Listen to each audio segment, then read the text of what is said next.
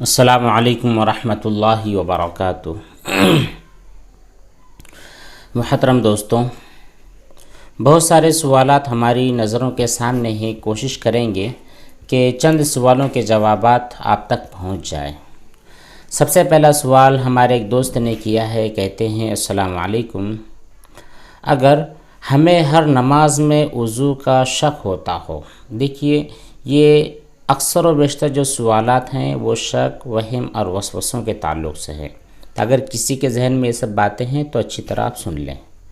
تو سوال کرنے والے کہتے ہیں کہ اگر ہمیں ہر نماز میں وضو کا شک ہوتا ہو اور ہم وضو دوبارہ نہ کریں تو کیا ہماری نماز ہو جائے گی؟ پھر آگے کہتے ہیں کہ اگر ہم دوسرا وضو بنا لیتے ہیں، شک ہوا ہے پہلے، اس کے بعد اس شک کے خاتمے کے لیے دوبارہ وضو بنا لیتے ہیں، تب بھی یہ شک لگاتار ہوتا رہتا ہے۔ بار بار اذان ہوئی، ہم نے وضو کی، پھر نماز ادا کی، 10 سے 15 مرتبہ ایسے کرتے رہتے ہیں۔ دیکھیے، یہ جو آپ نے تکنیک اپنائی ہے کہ جب بھی آپ کو شک ہو، وہم ہو، وضو کے صحیح نہ ہونے کے بارے میں خیال پیدا ہو اور آپ اس خیال کو صحیح بنانے کے لیے، اس کی ریپیئرنگ کے لیے دوبارہ سے 4 مرتبہ، 5 مرتبہ، 10 مرتبہ جو وضو بناتے ہیں، یہ آپ کا غلط عمل ہے۔ وہ اس لیے کہ جب آپ نے پہلی مرتبہ وضو بنا لیا، اچھی طرح سمجھ لیں، جب آپ نے پہلی مرتبہ وضو بنا لیا تو وہ وضو اس وقت تک نہیں ٹوٹنے والا ہے جب تک کہ وضو کو جو توڑنے والی 8 چیزیں ہوتی ہیں، ان 8 چیزوں میں سے کم از کم کوئی ایک چیز نہ پائی جائے۔ مثال کے طور پر آپ نے وضو بنایا اور اس کے بعد آپ کی ریح خارج ہو گئی، پیشاب یا پاخانے کی جگہ سے کوئی نجاست باہر نکل گئی، یا پھر آپ کے جسم پر کوئی کٹ لگ گیا، کوئی زخم لگ گیا، وہاں سے خون اور پیپ بہنے لگ گیا، آپ کو الٹی ہو گئی، آپ سو گئے۔ اس طرح کے جو نواقض وضو ہے، کل 8 چیزیں، یہ 8 چیزیں جب تک نہیں پائی گئی تب تک آپ کا وضو دنیا کی کوئی طاقت توڑنے والی نہیں ہے۔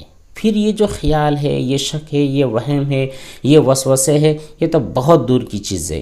ان وہموں اور وسوسوں کی وجہ سے آپ کا وضو ٹوٹتا نہیں ہے۔ لیکن اگر ایسے خیالوں کو آپ نے پکڑ لیا، جکڑ لیا، ان کے مطابق آپ نے دوبارہ تیسری مرتبہ، چوتھی مرتبہ جو وضو کر لیا، تو آپ 100 مرتبہ بھی اگر اپنے خیالات کی سچائی کے لیے وضو کرنے کے لیے بیٹھ جائیں، قسم کھا لیں، آپ کا وضو کبھی بھی درست نہیں ہوگا۔ وہ جو آپ کا خیال ہے، یہ آپ کو کبھی بھی پاک نہیں بنائے گا۔ تو اچھی طرح سمجھ لیں کہ ان خیالوں کو کبھی بھی آپ عملی جامہ نہ پہنائیں۔ جب ایک مرتبہ آپ نے وضو کر لیا ہے تو وہ وضو آپ کا بالکل پختہ ہو چکا ہے، اب کوئی شک اس کو توڑنے والا نہیں ہے۔ بس یہ شک کے وجہ سے آپ کبھی بھی دوبارہ سہبارہ وضو بالکل نہ کریں۔ آپ کا پہلی مرتبہ والا وضو ہی بالکل مضبوط ہے، طاقتور ہے۔ اسی وضو کی وجہ سے آپ ہزاروں، لاکھوں نمازیں ادا کر سکتے ہیں جب تک کہ آپ کا وضو حقیقی اعتبار سے ٹوٹتا نہیں ہے۔ اگلا سوال ایک صاحب نے کیا ہے، کہتے ہیں السلام علیکم۔ وعلیکم السلام۔ مجھے بھی بہت زیادہ وہم آنے لگا ہے، میں بہت پریشان ہوں اس بیماری کی وجہ سے۔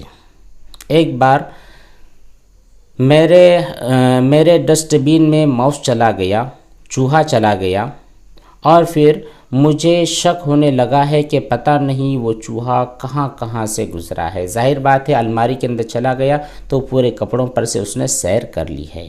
تو مجھ کو آپ بتلائیں کہ میرے کون سے کپڑے ناپاک ہیں اور کون سے کپڑے پاک ہیں۔ دیکھیے، آپ کا ایک بھی کپڑا ناپاک نہیں ہے۔ وہ چوہا اپنی ذات کے اعتبار سے ناپاک نہیں ہوتا ہے، یہاں تک کہ کوئی بھی جانور، کوئی بھی انسان اپنی ذات کے اعتبار سے ناپاک نہیں ہوتا ہے۔ ناپاک کب ہوتا ہے اور کون ہوتا ہے؟ اگر اس کی باڈی کے اوپر کوئی نجاست لگی ہے اور وہ نجاست گیلی بھی ہے، اور وہ گیلی نجاست آپ کے کپڑوں میں لگ گئی، آپ کی الماری میں جو کپڑے تھے ان کپڑوں میں وہ نجاست لگ گئی، تب کہیں جا کر کے آپ سمجھیں گے کہ ہمارے کپڑے ناپاک ہیں۔ اب آپ اتنے ڈھیر سارے کپڑوں میں سے کن کن کپڑوں کو باہر نکالیں گے، کن کن کپڑوں پر آپ نجاست کو چیک کرنے کے لیے بیٹھ جائیں گے؟ تو ایک بالکل فالتو عمل ہوگا۔ تو آپ کا ایک بھی کپڑا ناپاک نہیں ہوا ہے۔ لیکن اگر آپ کو کوئی کپڑا مل گیا ہے جس میں باقاعدہ آپ کو چوہے کا پیشاب نظر آ رہا ہے، چوہے کی ناپاکی نظر آ رہی ہے، یا اس کی باڈی پر باہر سے کوئی نجاست خون تھا مان لیجئے، یا کہیں سے ناپاکی لے کر آیا تھا اور وہ ناپاکی آپ کے کپڑے پر لگ گئی ہے، تب کہیں جا کر کے آپ کا وہ کپڑا، صرف وہ پرٹیکولر کپڑا ناپاک ہوگا، آپ کی پوری الماری ناپاک ہونے والی نہیں ہے۔ اس کے بارے میں جتنے بھی آپ کے ذہن میں ڈاؤٹ اور خیالات پیدا ہو رہے ہیں، آپ ان خیالات کو بالکل کل عدم سمجھ لیں، ان کو بالکل ویلیو نہ کریں، اور چوہے کے جانے کی وجہ سے کہیں ایسا آپ نہ کریں کہ آپ نے پوری الماری کھولی اور اس میں کے پورے کپڑے نکال لیے اور ہر ایک کو چیک کرنے کے لیے بیٹھ گئے۔ یہ عمل بھی ایک فالتو والا عمل ہوگا، اس لیے آپ بالکل نہ گھبرائیں، ٹینشن نہ لیں، اور اس طرح کے جو خیالات پیدا ہوتے ہیں ان خیالات کو بالکل اگنور کر دیا کریں، ان کو ویلیو بالکل نہ دیا کریں۔ حافظ صاحب کہتے ہیں، حافظ محمد سلیم صاحب، السلام علیکم مفتی صاحب، مسجد کے اندر اگر فرض نماز شروع ہے اور اسی فرض نماز کے پیچھے کسی کا سنت نماز پڑھنا کیسا ہے؟ فجر کے علاوہ اور بھی جو دوسری نمازیں ہوتی ہیں، اگر جماعت کھڑی ہو چکی ہے تو پھر سنت کی نیتیں نہیں ماننی ہیں، لیکن اگر جماعت کھڑی ہو چکی ہے اور آپ فجر کی سنت ادا کرنا چاہتے ہیں تب بھی آپ فجر کی سنت پہلے ادا کر سکتے ہیں۔ آگے کہتے ہیں کہ کیونکہ ہماری مسجد میں جس صف میں فرض نماز پڑھی جاتی ہے اسی صف میں لوگ فجر کی سنتیں بھی پڑھتے ہیں، تو کیا ان کو مسجد کے کسی ایک طرف کونے میں سنت پڑھنا بہتر ہوگا؟ جی بالکل، سنت جماعت اگر کھڑی ہو چکی ہے یا پھر آپ کو احساس ہو رہا ہے کہ میں سنت کی نیت باندھوں گا اور فوراً جماعت کھڑی ہو جائے گی، تو ایسی پوزیشن میں آپ صف کے بالکل سینٹر میں یا پہلی صف میں دوسری صف کے اندر یا پھر بالکل درمیان میں آ کر سنتیں نہ پڑھیں، کیونکہ اس کی وجہ سے نمازیوں کو حرج لاحق ہوگی۔ صف مکمل کرنے کے لیے کوئی دائیں سے جائے گا، کوئی بائیں سے جائے گا، ہٹو بچو ہو جائے گا، تو اس طرح کا عمل کرنا نہیں ہے، بلکہ بالکل آپ ایک کونے میں یا کسی پلر کے پیچھے یا پھر مسجد کے اندر جو برآمدہ ہوتا ہے وہاں پر جا کر آپ سنتیں پڑھ لیا کریں، تاکہ جو جماعت بنانے والے لوگ ہیں ان کو ڈسٹرب نہ ہو۔ اگلا سوال ہے، کافر کو بیچارہ مر گیا کہنا کیسا ہے؟ چاہے کافر ہو، مسلم ہو، کوئی بھی ہو، مرنے کے بعد تو وہ بیچارہ ہی ہوتا ہے۔ بیچارہ کہنے کی وجہ سے یا مر گیا، اس کا انتقال ہو گیا، بیچارہ تھا، معصوم تھا، اس طرح کے الفاظ کہنے کی وجہ سے کوئی پرابلم کی بات نہیں ہے۔ ویسے بھی مرنے کے بعد انسان بیچارہ ہی ہو جاتا ہے۔ بیچارہ کا مطلب یہ ہوتا ہے کہ وہ کسی کام کا نہیں، یا یہ کہ اس کے ذریعہ کوئی کام ہو نہیں سکتا، یا پھر مر گیا، مرنے کے علاوہ اب کوئی دوسرا چارہ نہیں ہے کہ یہ اٹھے، کھائے، پیے، گھومے وغیرہ، تو بیچارہ مر گیا کہنے کی وجہ سے کوئی بھی پرابلم ہوگا نہیں۔ اگلا سوال ہے، السلام علیکم مفتی صاحب، کیا جمعے کے دن اور جمعے کو غسل کرنا ضروری ہوتا ہے؟ جمعہ کے لیے اور جمعہ کے دن کے لیے غسل کرنا ضروری نہیں ہے، البتہ سنت ہے۔ نبی کریم صلی اللہ علیہ وسلم نے جمعہ کی جو بہت ساری سنتیں گنائی ہیں، شمار کروائی ہیں، انہی میں سے غسل کرنا ہے جمعہ کے دن کے لیے یا پھر جمعہ کی نماز کے لیے۔ اگر آپ کے اوپر غسل فرض ہے تو غسل کرنا ظاہر بات ہے فرض ہوگا، اور اگر آپ کے اوپر غسل کرنا فرض نہیں تھا، آپ جمعرات کے دن ہی غسل کیے ہوئے تھے، کافی سردی ہے، تو جمعہ کے دن اگر آپ نے غسل نہیں کیا تو کوئی ٹینشن والی بات نہیں ہے، لیکن اس سنت کو ادا کرنا انتہائی ضروری ہے، اہم ہے۔ تو غسل کی نماز کے لیے، جمعہ کی نماز کے لیے یا جمعہ کے دن کے لیے اگر آپ غسل کرتے ہیں سنت سمجھ کر تو یہ سنت ادا ہوگی، اور اگر آپ نے کسی عذر کی وجہ سے غسل نہیں کیا ہے تو پھر کوئی گناہ والی بات بھی نہیں ہوگی۔ اگلا سوال ہے کہ مرنے کے بعد روح عالم برزخ میں جاتی ہے کیا؟ جی بالکل، مرنے کے بعد انسان کی روح کا جو تعلق ہے اس دنیا سے نہیں ہوتا، بلکہ دوسرے عالم اور دوسری دنیا سے ہو جاتا ہے، جسے ہم عالم ارواح کہتے ہیں، جسے ہم عالم برزخ کہتے ہیں۔ وہاں پر علیین اور سجین دو مقام ہوتے ہیں۔ پہلا جو مقام ہوتا ہے علیین، یہاں پر نیک لوگوں کی روحیں ہوتی ہیں، جبکہ سجین میں برے لوگوں کی روحیں ہوتی ہیں۔ اگلا سوال کرتے ہیں کہ بڑی ہا کی آواز گلے سے نکالنا ضروری ہے کیا؟ جی بالکل ضروری ہے، اس لیے قرآن کریم ہے نا، تو اس کو بالکل تجوید کے ساتھ حروف کی ادائیگی ہوتی ہے، یہ حروف کون سا حلق سے نکلتا ہے، کون سا زبان کی نوک سے نکلتا ہے، دانتوں کے کنارے سے نکلتا ہے، یہ تجوید کے قواعد ہوتے ہیں۔ تجوید کے قواعد کا حاصل کرنا ہر مومن کے لیے انتہائی ضروری ہے، اسی کے بعد تو آپ کا قرآن کریم درست ہوگا۔ تو نماز کی ادائیگی کے لیے ہا اور ہا، ثا، سین، شین اور سین یہ جو ہوتے ہیں بعض دفعہ ان کی تبدیلی کی وجہ سے معانی بھی بدل جاتے ہیں، تو ہم میں سے ہر ایک بندے کو کوشش کرنی چاہیے کہ وہ تجوید سیکھے، اپنے اساتذہ سے سیکھے۔ اگر آپ بڑے ہیں تو اپنے محلے کے جو امام صاحب ہیں ان کے پاس جا کر قرآن کریم کی تصحیح کروائے اور صحیح تلفظ کے ساتھ قرآن کریم کی تلاوت کریں، تو آپ کی نمازیں بھی قبول ہوگی اور خود قرآن کریم پڑھنے کی وجہ سے آپ کو مزہ آئے گا اور ثواب بھی دوگنا ملے گا۔ اگلا سوال ہے، السلام علیکم۔ وعلیکم السلام۔ کہتے ہیں کہ الحان نام کا مطلب کیا ہوتا ہے اور ایسا نام رکھنا کیسا ہے؟ الحان یہاں پر بھی دو چیزیں، ایک الحان ہا کے ساتھ اور ہا کے ساتھ، تو صحیح ہے الحان الف لام ہا الف نون۔ تو الحان کے معنی ہوتے ہیں آواز، لہجہ، ترنم، طرز۔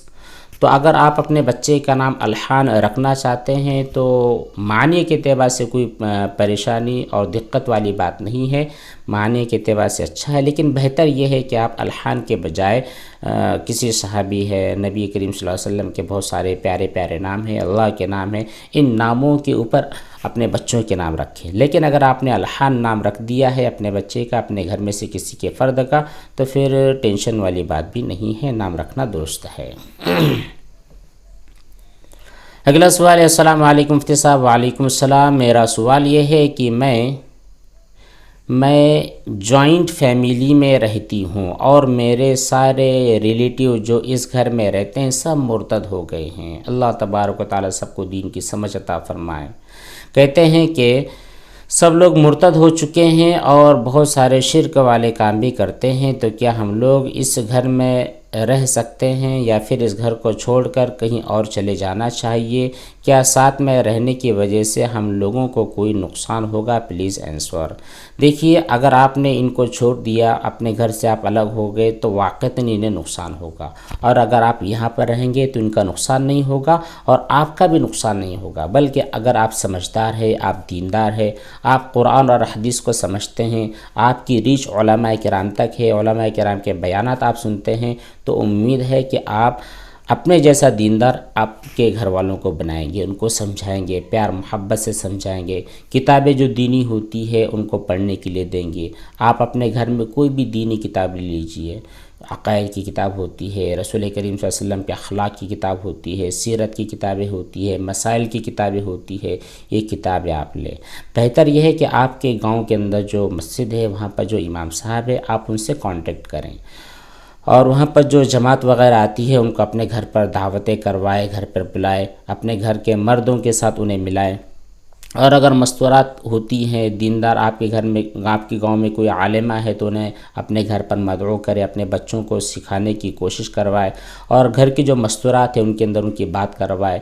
اسی طرح جو دینی تعلیمات کی کتابیں ہوتی ہے ہندی میں، مراٹھی میں، انگریزی میں، وہ کتابیں مہیا کروا کر گھر والوں کو آپ پڑھوائیں، تو انشاءاللہ وہ گناہ والے کاموں کو چھوڑ دیں گے، شرک والے کاموں کو چھوڑ دیں گے اور ارتداد کی راہ سے نکل کر دین اسلام تک پہنچ جائیں گے۔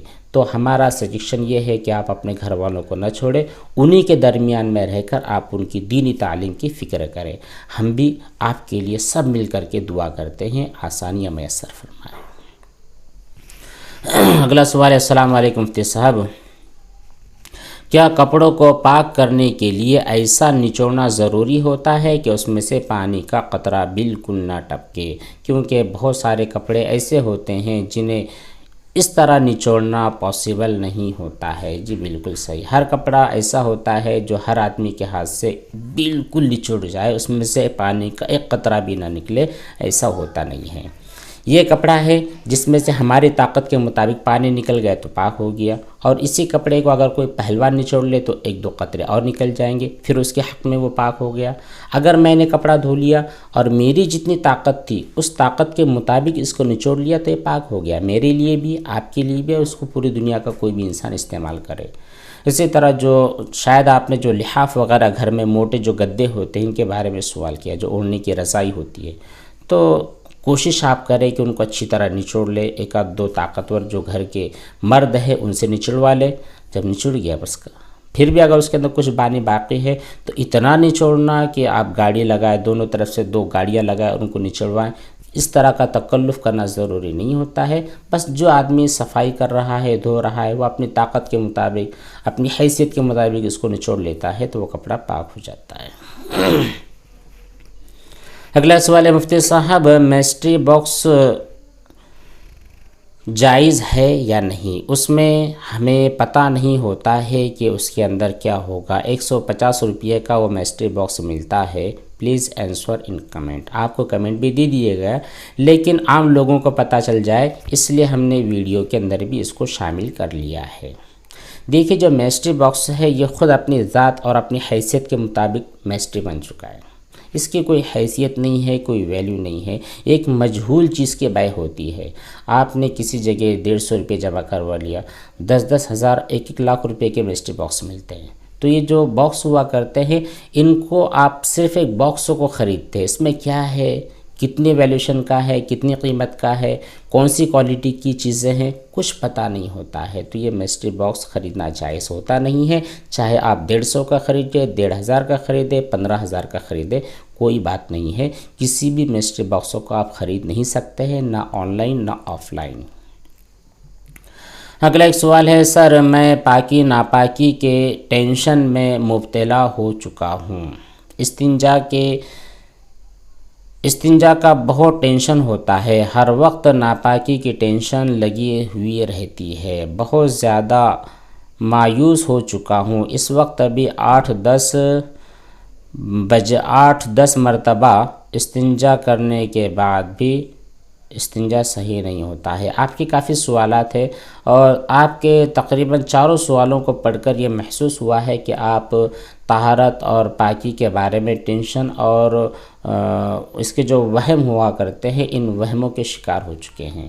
دیکھیے پہلے بھی ایک بات بتلائی گئی تھی کہ کوئی بھی چیز انسان کو ناپاک کرتی نہیں ہے، مطلب جو آپ نے ایک مرتبہ وضو بنا لیا ہے تو وضو بنانے کے بعد جب تک وہ وضو کو توڑنے والی کوئی چیز پیدا نہیں ہوگی تب تک آپ کا وضو ٹوٹنے والا نہیں ہے، اور جس ناپاکی کو ایک مرتبہ آپ نے صاف کر دیا، اب جب تک دوبارہ وہاں پر ناپاکی نہیں لگے گی تو وہ چیز ناپاک ہونے والی نہیں ہے۔ سمپل سے ایک بات آپ سمجھ لیں، آپ کو لگی ہے بھوک، آپ ایک مرتبہ دسترخوان پر بیٹھ گئے، دسترخوان پر بیٹھنے کے بعد آپ کی جو بھی حیثیت تھی، آپ کی جو روٹین ہے، مان لیجئے روزانہ آپ 3 روٹیاں کھاتے ہیں، 1 پلیٹ رائس کھاتے ہیں اور ساتھ میں ایک جو گلاس ہوتا ہے دودھ یا پھر کوئی پیپسی وغیرہ ایسی کوئی چیز مشروب میں سے کوئی آپ پی لیتے ہیں، تو آپ نے روٹی کھا لی، اس کے ساتھ جو دال چاول جو بھی چیز بنی تھی وہ کھا لی، جو پینا تھا وہ آپ نے پی لیا، پانی پی لیا، آپ کا پیٹ بھر چکا ہے۔ اب اس کے بعد آپ کی اندر کی بھی اور باہر کی بھی فیلنگ، یعنی آپ کا پیٹ بھی بتلائے گا کہ میں بھر چکا ہوں، وہ موٹا ہو جائے گا، اور آپ کی جو بھوک ہے وہ بھی کہے گی کہ میں ختم ہو چکی ہوں، اب کوئی چیز اندر جا نہیں سکتی۔ بالکل ایسا آپ نے وضو بنا لیا یا پھر آپ نے غسل کر لیا یا پھر کوئی نجاست کو آپ نے صاف کر دی تو وہاں پر بھی آپ کو اندر کی اور باہر کی، یعنی نجاست آپ کے ہاتھ پر لگی ہے یا پھر آپ نے پیشاب والی جگہ کو صاف کیا ہے، پخانے والی جگہ کو صاف کیا ہے، تو وہ فیلنگ وہاں پر پیدا ہونی ضروری ہے کہ مجھ پر جو نجاست تھی، مجھ پر جو گندگی تھی وہ تو ختم ہو گئی، ٹھیک ہے، میں نے پیشاب کیا تھا تو پیشاب کا جو قطرہ پیشاب کی جگہ پر ہے وہ تو نکل گیا، اب باقی نہیں ہے، میں پاک ہو چکا ہوں، ایسی فیلنگ آپ کے اندر پیدا ہونی ضروری ہے۔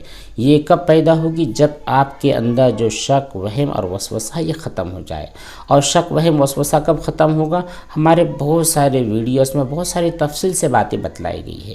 اگر آپ کو قطرہ نکلنے کی بیماری ہے تو آپ استبرا کر لیں، اور اگر قطرہ نکلنے کی بیماری نہیں ہے تو آپ پیشاب والی جگہ پر پانی ڈال لیں، 1 مرتبہ پانی ڈال دیا، بس آپ کو ذہن کو بھی ریئلائز کروانا ہے اور وہ شرمگاہ کی جو جگہ اس کو بھی سمجھا دینا ہے کہ نہیں اب تیرے اوپر کوئی نجاست باقی نہیں ہے، تو 100% پاک ہو چکی ہے۔ 1 مرتبہ کہیے، 2 مرتبہ کہیے، پھر جتنی مرتبہ آپ جائیں واش روم جائیں تو ہر مرتبہ اپنے ذہن کو یہ سکھا دے کہ نہیں میں تو پاک ہو چکا ہوں۔ پھر جو ناپاکی کے وسوسے، خیالات، شیطان والہان، یہ جو وسوسے آتے ہیں ان کو آپ دھتکار دیں، تو میرا خدا تھوڑی ہے، میں تجھ کو تھوڑی فالو کرتا ہوں، میں تو قرآن اور حدیث کو فالو کرتا ہوں۔ جس طرح شیطان کو ڈرانا دھمکانا بھی ضروری ہوتا ہے۔ اگر آپ شیطان کی ہاں میں ہاں ملاتے چلے جائیں گے، ساری زندگی آپ سوئمنگ پول میں بیٹھے رہے، کبھی پاک ہونے والے نہیں ہیں۔ تو یہ جو وہم اور وسوسہ ہوتا ہے، اس کے لیے آپ کو طاقتور بننا ضروری ہوتا ہے، شیطان کو دھمکانا ضروری ہوتا ہے۔ یہ جو ولہان ہوتا ہے، جو آپ کے ذہنوں کے اندر، آپ کے دل کے اندر خیالات پیدا کرتا ہے، اس کو گالی گلوچ کر کے بھگانا ہوتا ہے۔ گالی کا مطلب یہ نہیں کہ آپ ایسے کھلے عام گالیاں دیں، گالیاں مطلب ہوتی ہے لا حول ولا قوت الا باللہ العلی العظیم۔ جیسے لوگ جھگڑا کرتے وقت ایک دوسرے کو گالیاں دیتے ہیں، تو جو درد اور جو تکلیف ہوتی ہے، وہی تکلیف شیطان کو ہوتی ہے جب آپ اعوذ باللہ من الشیطان الرجیم پڑھتے ہیں، وہی تکلیف شیطان کو ہوتی ہے جب آپ لا حول ولا قوت الا باللہ العلی العظیم پڑھتے ہیں۔ تو اس کے بعد شیطان بھاگ جاتا ہے، پھر دوبارہ آپ کو تکلیف دینے کے لیے جلدی نہیں آئے گا، لیکن آئے گا ضرور۔ پھر دوسری مرتبہ آپ اس کو بھگا دیں۔ اس کی آپ کو باقاعدہ پریکٹس کرنی ہوگی، باقاعدہ اس کے اوپر آپ کو عمل کرنا ہوگا، اپنے آپ پر بھروسہ رکھنا ہوگا، اپنی طہارت پر بھروسہ رکھنا ہوگا۔ اور دیکھیے، جو بھی کام آپ کرو گے، شریعت سے تجاوز کرنا نہیں ہے۔ جب شریعت نے آپ کو کہہ دیا ہے کہ اگر آپ کے کسی کپڑے پر یہاں پر مان لیجئے نجاست ہے، اس نجاست کو صاف کرنے کا طریقہ یہ ہے کہ اگر دکھنے والی ہے تو اس دکھنے والی نجاست کو ختم کر دو، چاہے 1 مرتبہ بھی نکل جائے، چاہے 10 مرتبہ بھی نکل گئے، شریعت کہتی ہے کہ پاک ہو جائے گا۔ اگر نجاست دکھنے والی نہیں ہے تو آپ نے 3 مرتبہ اس کو دھو لیا اور نچوڑ لیا تو وہ کپڑا پاک ہو گیا۔ تو یہ شریعت کا کہنا ہے۔ اب یہاں پر آپ کے ذہن کے گھوڑے کو دوڑانا نہیں ہے، شریعت نے کہہ دیا، بس آپ کو شریعت کے مطابق عمل کرنا ہے، چھوڑ دینا ہے۔ لیکن اگر آپ ذہن کے اوپر عمل کرنے لگے، خیالات پر عمل کرنے لگیں، تو پھر بہت مشکل ہے کہ ہم کبھی پاک ہو سکیں گے، ہماری زندگی آگے بڑھ سکے گی، ہم ان ٹینشن سے باہر نکل سکیں گے۔ تو دیکھیے، بہت سارے کام ہوتے ہیں، ہمیں آگے بڑھنا ہے، ان وسوسوں کو ختم کرنا ہے۔ یہ ہمارا پوری زندگی کا خلاصہ یہ نہیں ہے کہ ہم ہمیشہ پاکی اور ناپاکی کے بارے میں مسائل لے کر بیٹھ جائیں۔ اس کے علاوہ بھی ہمیں دین کے بہت سارے کام کرنے ہیں۔ ان تمام کاموں سے روکنے والا جو آپ کا سب سے بڑا دشمن ہوتا ہے، وہ شیطان ہوتا ہے۔ اس کو آپ کو ہرانا ہے، اور ہرانا آپ کے بس میں ہے۔ لا حول ولا قوت الا باللہ العلی العظیم پڑھتے رہیں، اور مضبوطی کے ساتھ اپنے دعوے پر جمے رہیں، دعا کرتے رہیں۔ اللہ تبارک و تعالی ہم سب کو عمل صالح کی توفیق بخشے۔ والسلام علیکم ورحمۃ اللہ وبرکاتہ۔